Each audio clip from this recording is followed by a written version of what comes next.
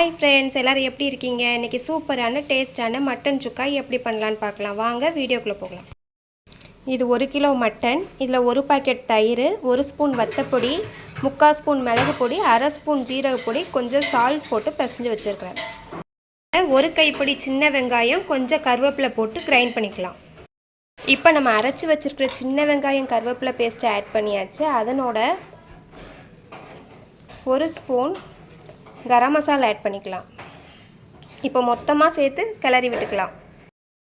இப்போ நல்லா பிசைஞ்சிக்கலாம். பிசைஞ்சு வச்சுட்டு ஒரு 1/2 அன் ஹவர் ஊற விட்டுக்கலாம். இது அரை மூடி தேங்காய் அரைச்சிட்டு பால் எடுத்துக்கலாம்.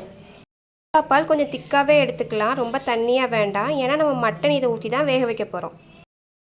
இப்போ நம்ம பிசைஞ்சு வச்சுருக்கிற மட்டனை குக்கரில் ஆட் பண்ணிக்கலாம். அப்போ தான் 1 ஸ்பூன் சால்ட் ஆட் பண்ணோம், அதனால் இப்போ 1 ஸ்பூன் சால்ட் ஆட் பண்ணியிருக்கிறோம். நம்ம எடுத்து வச்சுருக்கிற கோகோனட் மில்கை இதில் ஆட் பண்ணிக்கலாம். இப்போ நம்ம குக்கரை மூடிக்கலாம்.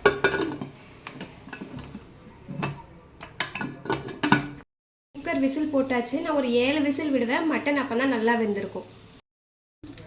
கடாயில் எண்ணெய் விட்டுக்கலாம்.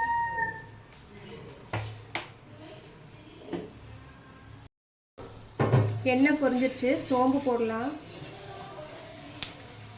சோம்பு பொரிஞ்சிருச்சு. இப்போ 2 ஸ்பூன் இஞ்சி பூண்டு பேஸ்ட் ஆட் பண்ணிக்கலாம்.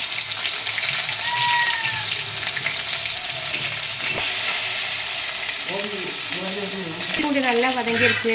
பல்லாரி மிளகாவும் ஆட் பண்ணிக்கலாம்.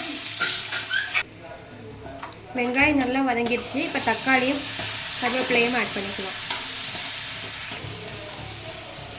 வதங்குறதுக்கு தேவையான அளவு சால்ட் ஆட் பண்ணிக்கலாம்.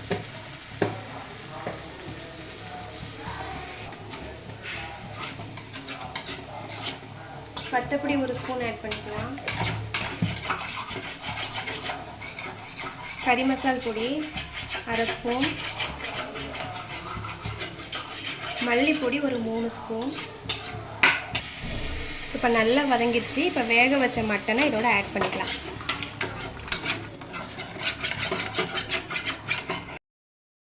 குழம்பு நல்லா கொதிச்சிருச்சு. இந்த நேரத்தில் மல்லி புதினா போட்டு வத்த விட்டுறலாம். மட்டன் சுக்கா சூப்பராக ரெடி ஆயிடுச்சு. இது சாதத்துக்கு, பிரியாணிக்கு, அப்புறம் பரோட்டா சப்பாத்திக்கு கூட சூப்பராக இருக்கும். ட்ரை பண்ணிவிட்டு ரிசல்ட் சொல்லுங்கள். Bye guys.